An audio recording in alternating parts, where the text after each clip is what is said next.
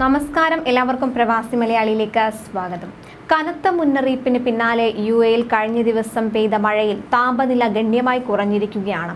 ചൂടിന് ശമനമുണ്ടായെങ്കിലും പലയിടങ്ങളിലും രൂക്ഷമായ വെള്ളക്കെട്ടാണ് അനുഭവപ്പെടുന്നത്. വിവിധ എമിറേറ്റുകളിൽ പെയ്ത മഴയിൽ റോഡുകളിലടക്കം വെള്ളക്കെട്ടുണ്ട്. Abu Dhabi, Dubai, Ras al Khaimah, Fujairah, Sharjah എന്നീ എമിറേറ്റുകളിലാണ് കനത്ത ചൂടിന് ആശ്വാസമായി സാമാന്യം ഭേദപ്പെട്ട മഴ ലഭിച്ചത്. എന്നാൽ മഴ പെയ്യുന്ന സമയങ്ങളിൽ പുറത്തിറങ്ങുന്നവർ കാലാവസ്ഥാ സംബന്ധമായ സുരക്ഷാ മുൻകരുതലുകൾ ലംഘിച്ചാൽ കനത്ത പിഴ ചുമത്തും. അതിനാൽ മഴ പെയ്യുമ്പോൾ പുറത്തിറങ്ങുമ്പോൾ ജാഗ്രത പാലിക്കണം. വെള്ളപ്പൊക്ക പ്രദേശങ്ങളും താഴ്വരകളും സന്ദർശിക്കുന്നത് ഒഴിവാക്കണം.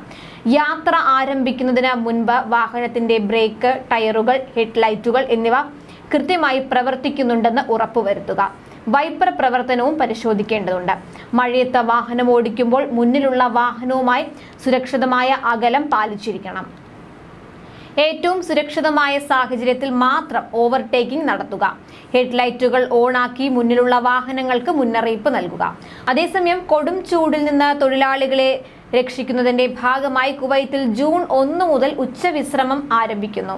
തുറസായ സ്ഥലങ്ങളിൽ ജോലി ചെയ്യുന്നവർക്ക് രാവിലെ 11 മുതൽ വൈകിട്ട് 4 വരെ മധ്യാഹ്ന ഇടവേള നൽകണമെന്നാണ് നിയമം. ഈ സമയത്ത് തൊഴിലാളികളെ കൊണ്ട് ജോലി എടുപ്പിക്കുന്നത് നിരോധിച്ചതായി മാനവശേഷി സമിതി അറിയിച്ചു. ഓഗസ്റ്റ് 31 വരെ 3 മാസത്തേക്കാണ് ഉച്ചവിശ്രമം.